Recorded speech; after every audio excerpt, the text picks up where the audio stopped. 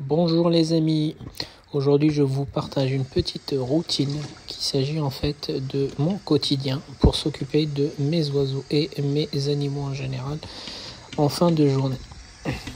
Donc je commence tout d'abord par me laver les mains avec du savon. Bien sûr c'est les deux mains, dans la vidéo on voit qu'une seule main parce que l'autre main elle tenait la caméra. Donc c'est pour la démonstration. Donc on se lave bien les mains pour enlever les bactéries, les risques de contamination avec les streptocoques et les staphylocoques. Donc avec du savon pour enlever aussi le gras avant de rentrer dans les salles d'élevage.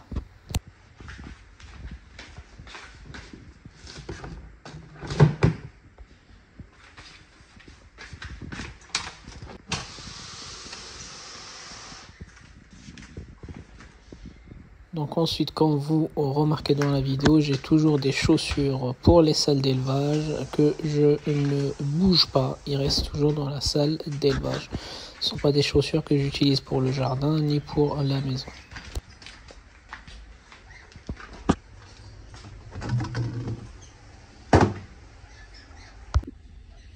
Donc je vais commencer par les abreuvoirs, donc l'eau en premier.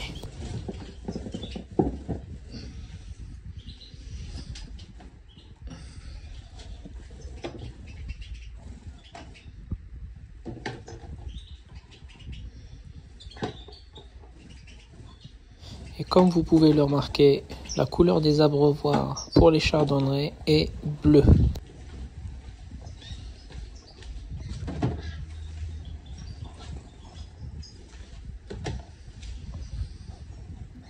La couleur des abreuvoirs pour les canaris est de couleur blanche.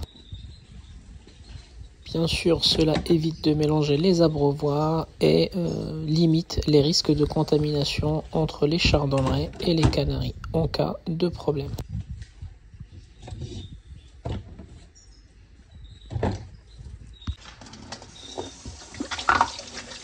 Donc ensuite, je rince les abreuvoirs, donc la partie transparente, le plexiglas, je la rince bien.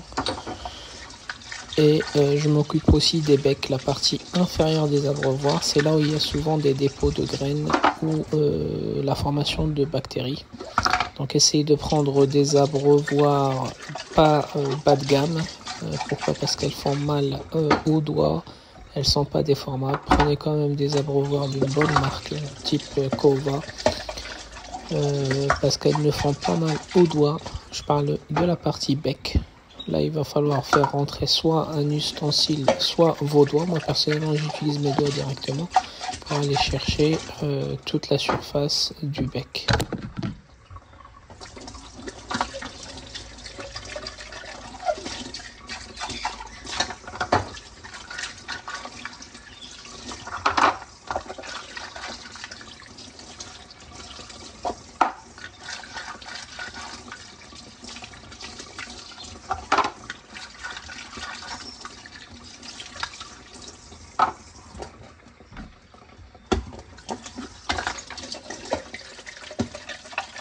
Je passe aux abreuvoirs pour les canaris.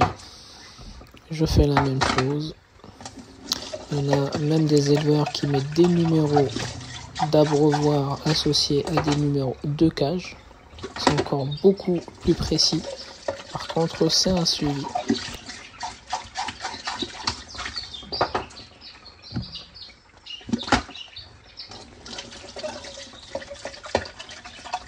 Donc il y a vraiment un intérêt d'avoir un évier aménagé dans vos salles d'élevage. Comme ça, vous nettoyez les affaires des animaux directement dans cet évier-là, sans faire ramener en fait ces affaires à l'intérieur. Et idem en hiver, si vous avez l'eau chaude, bon bah c'est impeccable. Ça veut dire que vous pouvez travailler été comme hiver dans votre salle d'élevage. Ensuite, comme nous sommes en période de mue, donc pour mes oiseaux en fin de mue, donc je brosse, il y a beaucoup de poussière, beaucoup de kératine qui s'envole, beaucoup de plumes mortes aussi. Donc en plus des VMC qui tournent en permanence, bah, je donne chaque soir un coup de brosse au-dessus des mangeoires. Cela fait tomber en fait les poussières, fait tomber aussi les graines qui n'ont pas été mangées. ou les pots de graines avant le passage de l'aspirateur, les amis.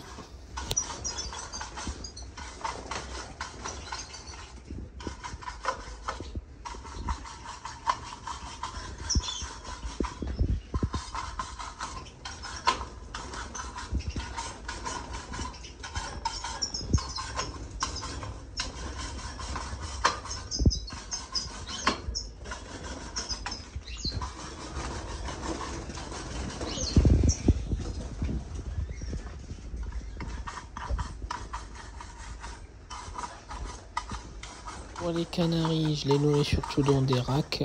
Là, ce jour-là, je leur avais mis un peu de mélange de graines de santé et de graines sauvages. Arrive le moment où je passe l'aspirateur, donc ne me demandez pas pourquoi j'utilise toujours le petit tambour. En fait, c'est un effet un peu relaxant. Pour moi, c'est de la thérapie. J'aime bien le bruit de l'aspirateur et c'est satisfaisant d'aller chercher en fait les plumes, les graines avec le petit tambour que si j'utilisais le gros balai ou le gros tambour directement.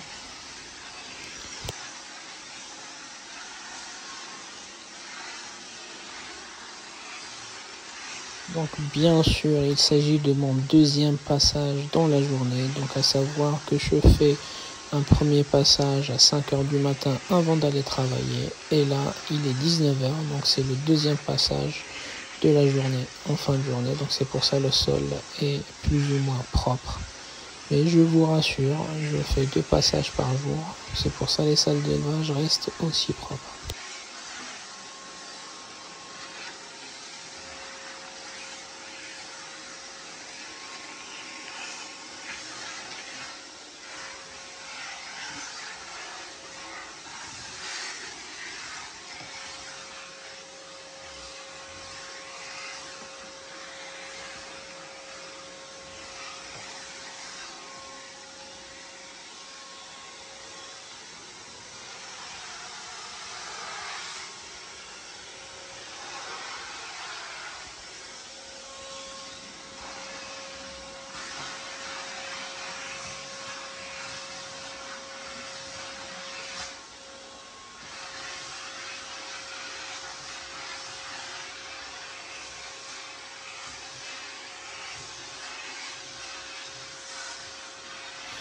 Donc il faut mieux donner un coup de brosse à vos mangeoires avant le passage de l'aspirateur. Comme ça, après le passage de l'aspirateur, tout sera aspiré par terre, la poussière, la kératine, les plumes, tout. Cela évite les acarioses respiratoires dans votre élevage, surtout en cette période où les oiseaux libèrent beaucoup de poussière, beaucoup de kératine, beaucoup de plumes mortes.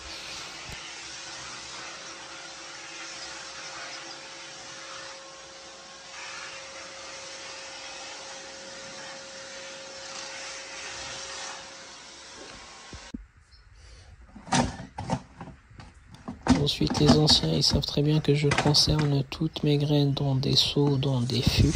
Donc ici, il s'agit du mélange Manitoba et 214 avec de la Perilla.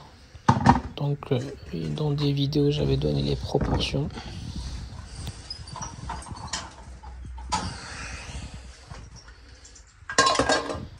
Donc ensuite, pour les chardonnerets, c'est 15 grammes de ce mélange-là par oiseau et par jour. Donc le nombre de mangeoires reflète le nombre d'oiseaux qui s'y trouvent dans la volière.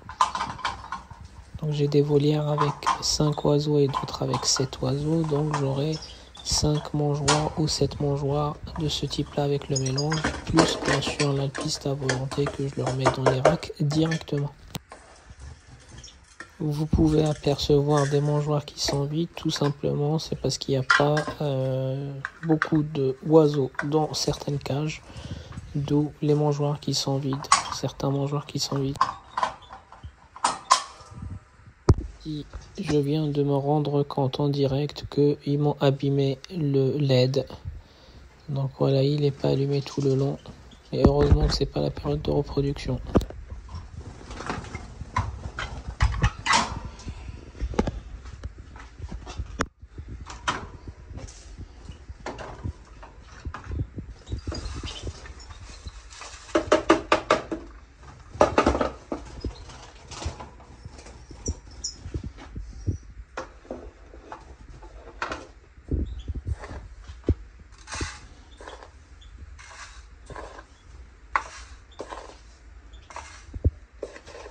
Donc pour les jeunes, je leur mets les racks directement. Ils n'ont pas encore le droit à la mangeoire. Voilà, mais par contre j'utilise toujours le même dosage, 15 grammes par oiseau. Ici j'en ai mis 7. C'est cette dosette de 15 grammes, on est bien d'accord.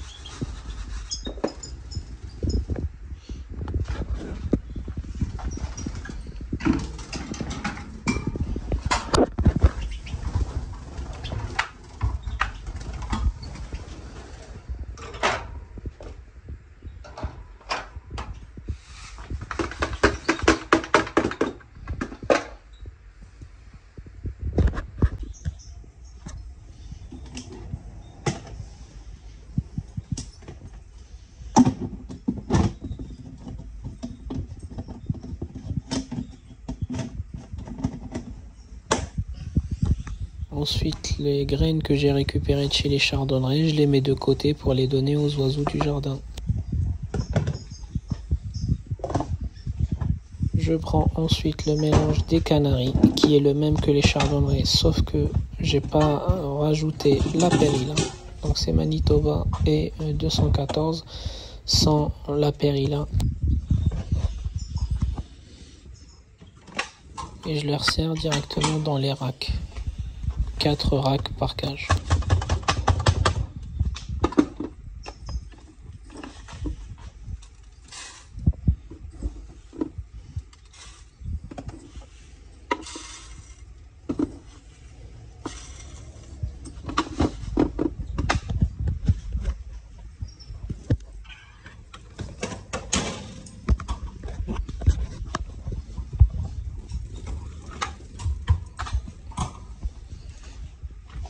La particularité des canaris, c'est qu'ils mangent tout, ils ne laissent rien aux oiseaux du jardin.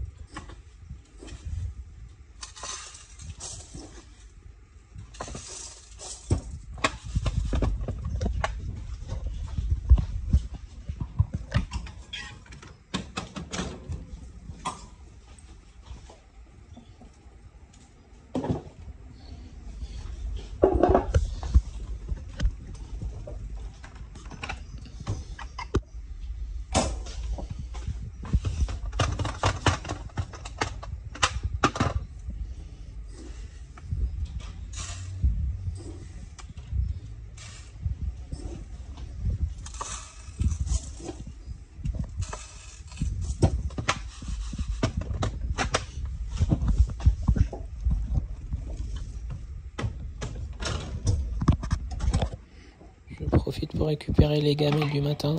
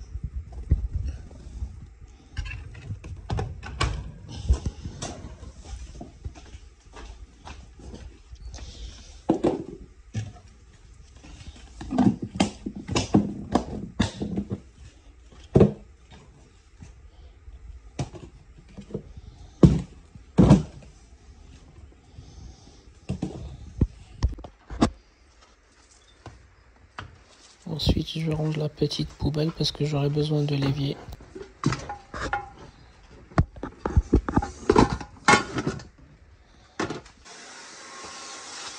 Je viens aspirer les graines que j'ai fait tomber. C'est plus pratique que de les envoyer dans l'évacuation et que ça risque de boucher l'évier.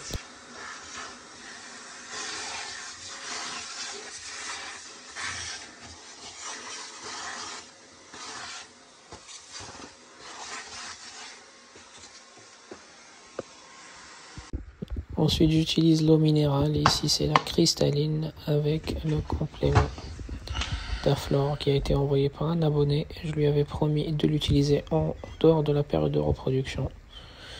Donc ça renforce le système immunitaire. Ça sent fort l'ail. Donc ils ont déjà entamé la moitié de la bouteille.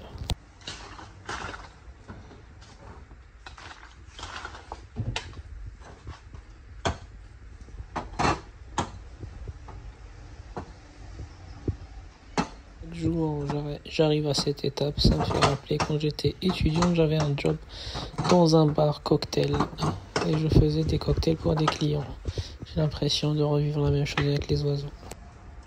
Donc j'utilise la dosette de Red Animal, donc 2 dosettes pour les abreuvoirs bleus et 3 dosettes pour les abreuvoirs blanches.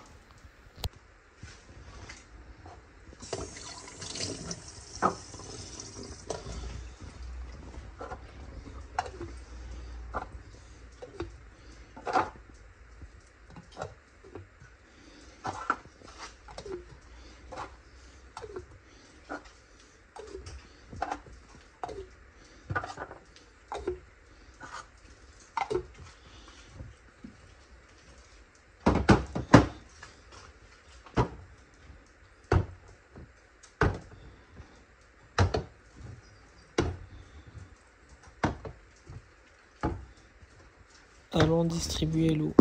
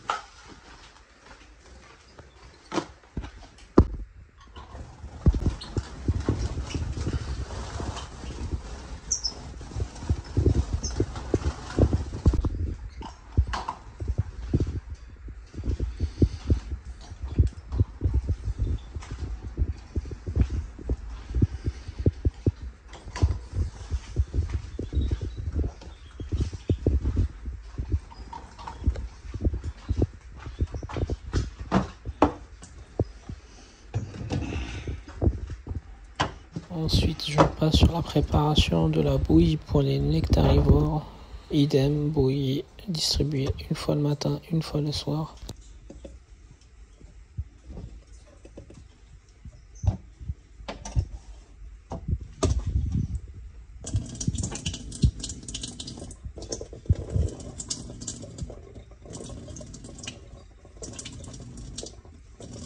Vous comprenez quand je vous dis que je me prends pour un barman à chaque fois que je rentre dans ma salle d'élevage.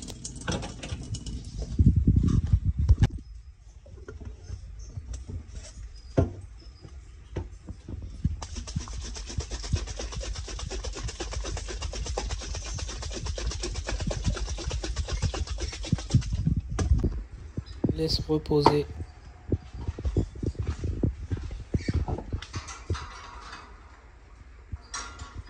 Ou alors changer l'eau fraîche aussi.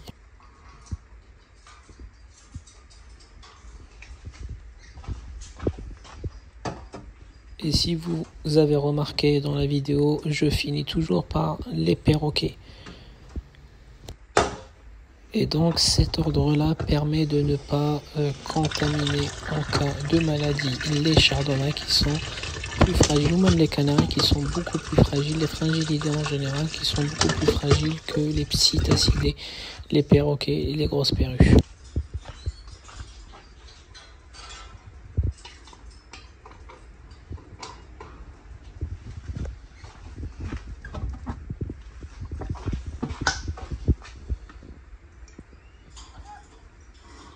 Et donc une fois que je touche les affaires des perroquets, je ne peux plus revenir sur les affaires des canaris ou des chardonnays.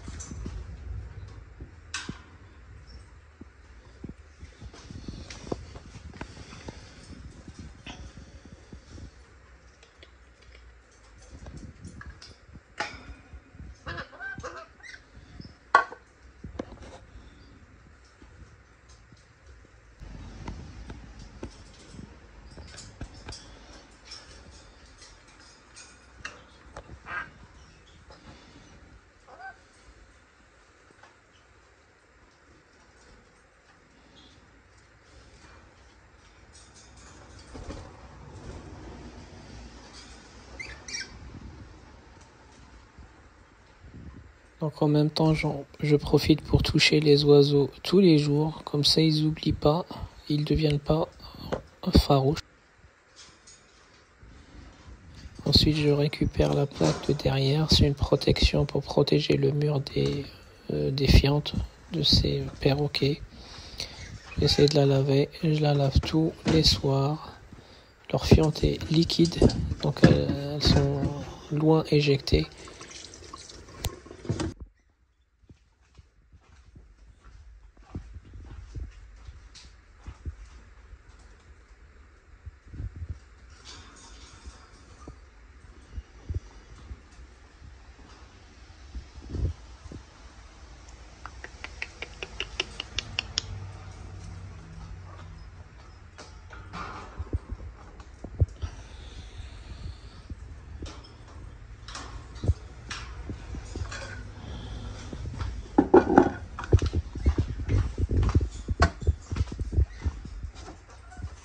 Donc je dois désinfecter les gamelles. Donc je récupère la morbide de ce matin.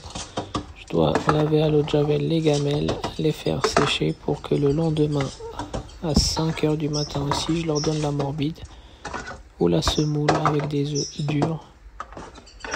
En ce moment, c'est pâté tous les matins jusqu'à septembre.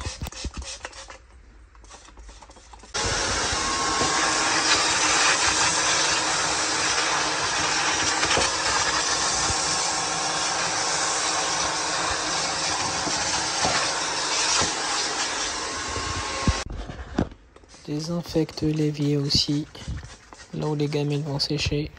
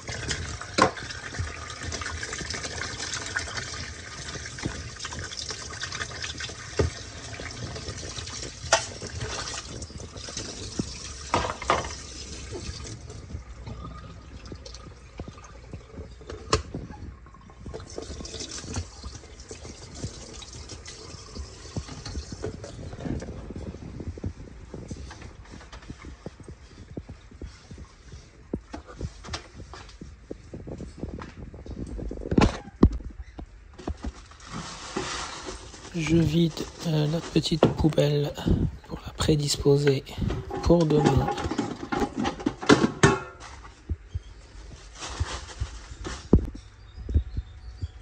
Vérifie que tout est propre, tout est sec, les canaris, les perroquets, les chardonnerets. J'éteins la lumière, ils ont des lumières dans toutes les cages. Je débranche la VMC. Et puis ça m'aurait pris 25 minutes, toutes les tâches que vous venez de voir, donc sachant que d'habitude ça me prend 20 minutes uniquement. Bien sûr, je n'oublie pas de me relaver les mains cette fois-ci pour pas apporter des microbes ou des bactéries chez moi.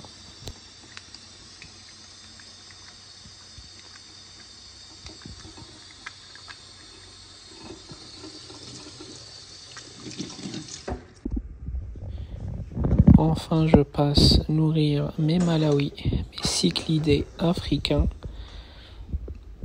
Et dans le programme aujourd'hui, c'était des pinkies, pareil que pour les oiseaux.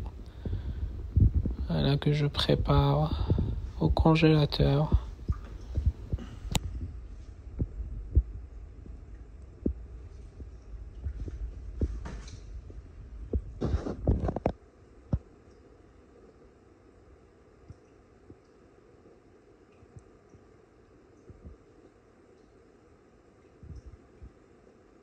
on arrive à la fin de cette vidéo les amis. Comme ça j'aurais partagé avec vous une routine type fin de journée pour nourrir mes animaux, mes oiseaux et mes poissons. Les amis, c'était Canaille du 28. Je vous souhaite un bon visionnage et je vous dis à très bientôt.